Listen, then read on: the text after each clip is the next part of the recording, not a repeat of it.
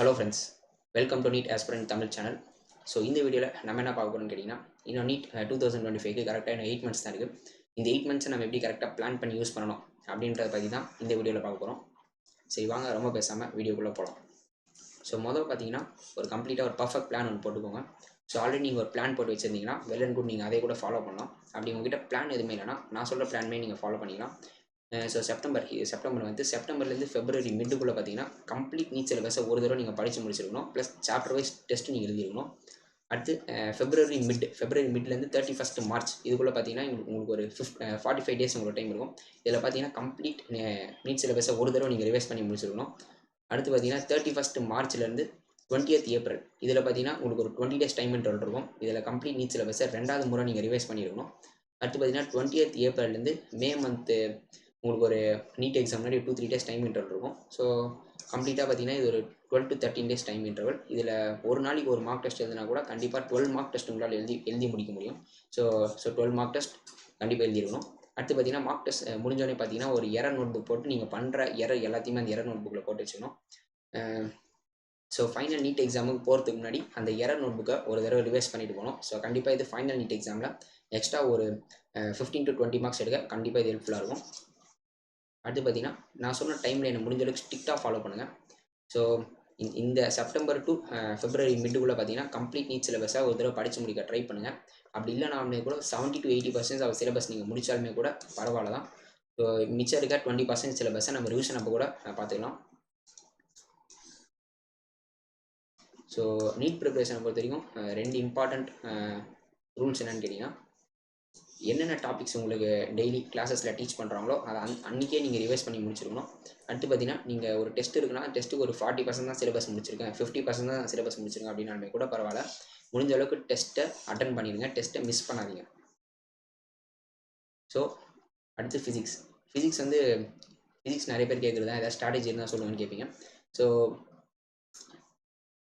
ஃபிசிக்ஸை பொறுத்த வரைக்கும் பார்த்தீங்கன்னா நீங்கள் என்சிஆர்டி சீக்வன்ஸே நீங்கள் ஃபாலோ பண்ணலாம். 11th ஸ்டாண்டர்டில் பார்த்தீங்கன்னா மெக்கானிக்ஸ், கிராவிடேஷனு, அப்படியே வந்தீங்கன்னா உங்களுக்கு ஆசிலேஷன், வேவ்ஸ் எல்லாம் இருக்கும். ஸோ அந்த சீக்வன்ஸ் முடிச்சுட்டு 12th பார்த்தீங்கன்னா எலக்ட்ரோஸ்டாட்டிக்ஸு, மேக்னடிசம், ரே ஆப்டிக்ஸு, மாடர்ன் ஃபிசிக்ஸு, ஸோ இந்த என்சிஆர்டி சீக்வன்ஸை நீங்கள் ஃபாலோ பண்ணலாம்.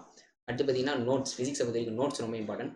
உங்களோட நீங்கள் போகிற கோச்சிங் சென்டரில் அவங்க கண்டிப்பாக நோட்ஸ் தருவாங்க, இல்லை ஆன்லைன் கோச்சிங் போகிறனாலுமே நோட்ஸ் தருவாங்க. ஸோ கிளாஸ் கவனித்து அவங்க தர நோட்ஸை கூட எடுத்துக்கலாம். அடுத்து பார்த்தீங்கன்னா ஃபிசிக்ஸை பொறுத்த வரைக்கும் பார்த்தீங்கன்னா கான்செப்ட் அண்டர்ஸ்டாண்டிங் ரொம்ப இம்பார்ட்டன்ட். நோட் மேக்கிங்கோட கான்செப்ட் அண்டர்ஸ்டாண்டிங் ரொம்ப இம்பார்ட்டன்ட். கான்செப்ட் எதுவுமே அண்டர்ஸ்டாண்ட் பண்ணாமல் நோட்ஸ் மட்டும் எடுக்குது கம்ப்ளீட்டாக வேஸ்ட்டு தான். So concept understanding plus note making is very important for physics. அடுத்து பார்த்தீங்கன்னா ஃபிசிக்ஸில் பார்த்தீங்கன்னா ஒரு சாப்டர் முடியும் போது பார்த்தீங்கன்னா அந்த எண்ட் ஆஃப் தி சாப்டரில் என்ன பண்ண போகிறீங்கன்னா ஒரு பேஜ் ஒன்று ஸ்டிக் பண்ணி எல்லா ஃபார்முலாவும் இது எழுதி வச்சுக்கோங்க. ஸோ ஃபார்முலா ஷீட் மாதிரி ரெடி பண்ணி வச்சுக்கோங்க. ஸோ எவ்வளோ கொஸ்டின் சால்வ் பண்ணோம் ஃபிசிக்ஸ் எல்லோரும் கேட்குற கேள்வி தான். ஒரு சாப்டருக்கு மினிமம் 150 கொஸ்டின் நீங்கள் சால்வ் பண்ணிடணும். 200 கொஸ்டின் சால்வ் பண்ணாலுமே கூட வெல் அண்ட் குட் தான். ஆனால் minimum 150 question per chapter is mandatory. அப்புறம் வந்து பார்த்தீங்கன்னா நீங்கள் ஏதாச்சும் கொஸ்டின் சால்வ் பண்ணும்போது பார்த்தீங்கன்னா சில கொஸ்டின் மாடல்ஸ்லாம் பார்த்தீங்கன்னா ப்ரீவியஸ் இயர் நீட்டில் கேட்டிருப்பாங்க அதே மாடல். ஸோ அந்த மாதிரி கொஸ்டின்லாம் ஸ்டார் மார்க் போட்டு மார்க் பண்ணிக்கோங்க. ஸோ அப்புறம் எப்படி ஒரு சாப்டர் முடிச்சிட்டிங்க, எப்படி நீங்கள் அந்த சாப்டரை ஃபிசிக்ஸில் ரிவைஸ் பண்ணணும் அப்படி கேட்டிங்கன்னா, அந்த சாப்டரோட எண்டில் ஃபார்முலா ஷீட் போட்டு வச்சுருக்கீங்களா, அந்த ஃபார்முலா ஷீட்டை ஒரு தடவை பார்த்துக்கோங்க. அடுத்து ஸ்டார் மார்க் போட்ட கொஸ்டின்ஸ் எல்லாத்தையும் ஒரு தடவை பார்த்துக்கோங்க. ஸோ இது ரொம்ப ரொம்ப இம்பார்ட்டன்ட். என்னென்னு கேட்டிங்கன்னா ஒரு சப்ஜெக்ட்டுக்கு ஒரு கொஸ்டின் மார்க் மட்டும் ஃபாலோ பண்ணுங்கள். இப்போ ஃபிசிக்ஸ் எடுத்துக்கிட்டிங்கன்னா ஃபிசிக்ஸுக்கு வந்து ஆகாஷோட மெட்டீரியல் ஃபாலோ பண்ணிட்டீங்கன்னா complete 11th and 12th Akash material மட்டுமே ஃபாலோ பண்ணுங்கள். ஆகாஷ் ப்ளஸ் ஆலன் ஃபிசிக்ஸ் வர எல்லா மெட்டீரியலையுமே போட்டுட்ருக்காங்க. ஒரு சப்ஜெக்ட் எடுத்திங்கன்னா ஒரு கொஸ்டின் மார்க் மட்டும் ஃபாலோ பண்ணுங்கள். இப்போ கெமிஸ்ட்ரி பார்த்தீங்கன்னா ஆலன் போட்டிங்கன்னா complete 11th and 12th Alan மட்டும் நீங்கள் போடுங்க, ஓகேங்களா? ஒரு கொஸ்டின் மார்க் மட்டும் ஃபாலோ பண்ணுங்கள்.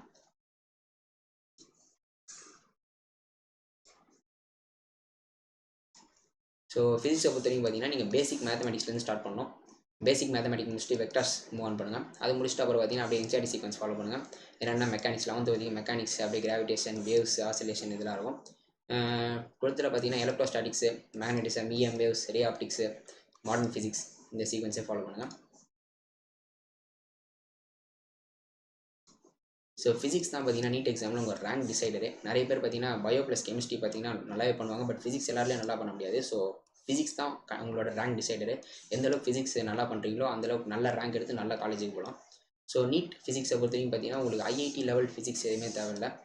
HC வர்மா சால்வ் பண்ணுறதோ ஈரோடோ இல்லைனா பெரிய பெரிய ஆத்தர் புக்ஸ் இந்த மாதிரி சால்வ் பண்ணுறதுலாம் கண்டிப்பாக தேவையில்லை. ஜஸ்ட் உங்களோட கோச்சிங் சென்டர் அவங்க தர மெட்டீரியல் சால்வ் பண்ணாலே போதும் தான். இந்த ஆகாஷ் இல்லை ஆலன் ஃபிசிக்ஸ் வாலா இந்த மாதிரி கோச்சிங் சென்டரில் தர மெட்டீரியலே பெஸ்ட்டு தான். இல்லைனா டிசி பாண்டே ஃபார் நீட்னு ஒரு ஆத்தர் புக் இருக்குது, இதை நீங்கள் ஃபாலோ பண்ணாலுமே இதுவும் பெஸ்ட்டாக தான் இருக்கும். என்சிஆர்டி ரீடிங் பார்த்தீங்கன்னா என்சிஆர்டி ரீடிங் ஃபார் ஃபிசிக்ஸ் வந்து பார்த்தீங்கன்னா ஆப்ஷனல் தான். ஸோ ஏன்னா நீங்கள் ஃப்ரெஷராக இருந்தீங்கன்னா கண்டிப்பாக இது பண்ணுங்கள், ஏன்னா டைம் இருக்கும். ஆனால் ரிப்பீட்டராக இருக்கும்போது பார்த்தீங்கன்னா என்சிஆர்டி ரீடிங் பண்ணுறது கொஞ்சம் டஃப்பாக தான் இருக்கும், ஏன்னா டைம் இருக்காது. ஸோ அதனால இது ஆப்ஷனல். ஸோ என்சிஆர்டி ரீடிங் பண்ணிங்கன்னா கண்டிப்பாக உங்களோட ஃபைனல் நீட்டில் எக்ஸ்ட்ரா ஒரு 15 to 20 மார்க்ஸ் ஸ்கோர் பண்ண ஹெல்ப்ஃபுல்லாக இருக்கும்.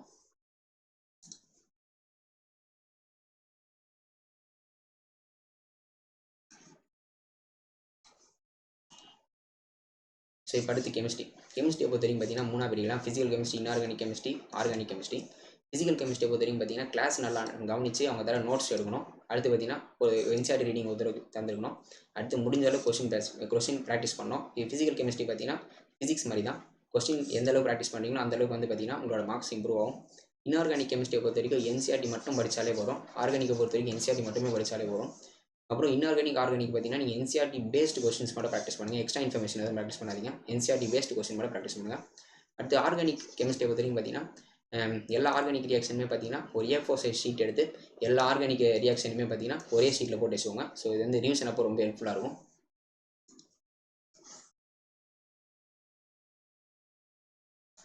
ஸோ பயாலஜி தான் பார்த்தீங்கன்னா நீட் எக்ஸாமில் ரொம்ப இம்பார்ட்டண்டான ஒரு சப்ஜெக்ட். ஏன் அப்படின்னா இல்லை 360 மார்க்ஸ் இதில் இருக்குது. ஸோ பயாலஜியை பொறுத்த வரைக்கும் class online classes offline classes எது போனாலுமே அவங்க கிளாஸில் நடத்துகிற கான்செப்ட்ஸை ஜஸ்ட் லிசன் பண்ணுங்கள். லிசன் பண்ணிட்டு அப்புறம் என்சிஆர்டி ரீடிங் கொடுத்துருக்காங்க, இதுவே சஃபிஷியன்ட் தான். என்சிஆர்டி பேஸ்டு கொஸ்டின்ஸ் மட்டும் ப்ராக்டிஸ் பண்ணுங்கள். அப்புறம் பார்த்தீங்கன்னா பயாலஜியை பொறுத்த வரைக்கும் கொஸ்டின் ப்ராக்டிஸை விட தியரி படிச்சுட்டே இருக்குது தான் ரொம்ப இம்பார்ட்டன்ட். ஸோ நீங்கள் கொஸ்டின் ப்ராக்டிஸ் பண்ணாமலே தியரியை படிச்சுட்டு அதை தியரியை நீங்கள் மல்டிபிள் டைம்ஸ் ரிவைஸ் பண்ணிங்கன்னா கூட கண்டிப்பாக நல்ல மார்க்ஸ் ஸ்கோர் பண்ணலாம்.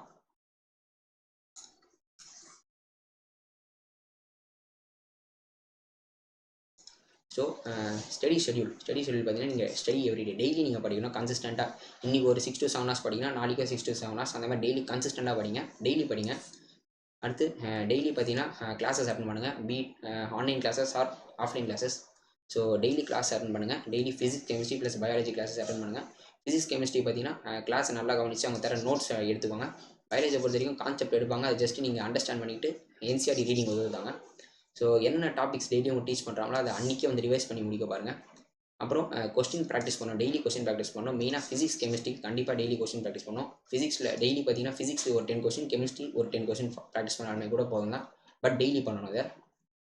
அடுத்து பார்த்தீங்கன்னா நீங்கள் வந்து காலையில் எழுந்த உடனே நீங்கள் பார்த்தீங்கன்னா அந்த நாளில் நீங்கள் என்ன பண்ண போகிறீங்க அப்படின்னு ஷெடியூல் போட்டுக்கோங்க. இந்தந்த டைம் டியூரேஷனில் இந்தந்த சப்ஜெக்ட்ஸில் இந்தந்த டாபிக் நான் கவர் பண்ண போகிறேன் அப்படின்னு வந்து ஷெடியூல் போட்டுக்கோங்க. ஸோ ஒரு நாளைக்கு நீங்கள் காலையில் எழுந்த உடனே இதை பண்ணணும், ஷெடியூல் போட்டுருங்க. அந்த நாள் இந்தந்த டைமில் இதெல்லாம் முடிச்சிடுவேன் அப்படின்ட்டு ஷெடியூல் போட்டுருங்க. So make schedule for each day, ஓகேங்களா? ஸோ நீங்கள் ஒரு சாப்டர்ஸ் முடித்த உடனே பார்த்தீங்கன்னா அந்த ஒரு சாப்டர் முடிக்கிறீங்கன்னா ஒரு 2-3 days கழிச்சு அந்த சாப்டருக்கு ஒரு டெஸ்ட்டு தாங்க. ஸோ டெஸ்ட்டு தரும்போது என்ன ஆகுனா ஆல்ரெடி நீங்கள் சாப்டர்ஸ் நல்லா படிச்சிருப்பீங்க. ஸோ டெஸ்ட்டு தரது மூலமாக என்ன ஆகுனா திருப்பி அந்த சாப்டரை நீங்கள் ஒரு தடவை ரிவைஸ் பண்ணிக்கலாம், ஓகேங்களா? ஸோ கண்டிப்பாக ஒரு நாளைக்கு 7 to 8 hours of sleep is must. இதை மிஸ் பண்ணிடாதீங்க. மினிமம் 7 to 8 hours நீங்கள் ஸ்லீப் பண்ணி ஆகணும் ஒரு நாளைக்கு, இது மஸ்ட். ஸோ அவ்வளோதான் இந்த வீடியோ. ஸோ இந்த வீடியோ பிடிச்சிருந்தால் லைக் பண்ணுங்கள். உங்கள் ஃப்ரெண்ட்ஸ் யாராவது நீட் ப்ரிப்பரேஷனில் இருக்காங்க அப்படின்னா அவங்களுக்கு ஷேர் பண்ணுங்கள். நம்ம சேனலுக்கு நீங்கள் புதுசாக இருந்தீங்கன்னா சப்ஸ்கிரைப் பண்ணிக்கோங்க. தேங்க்யூ.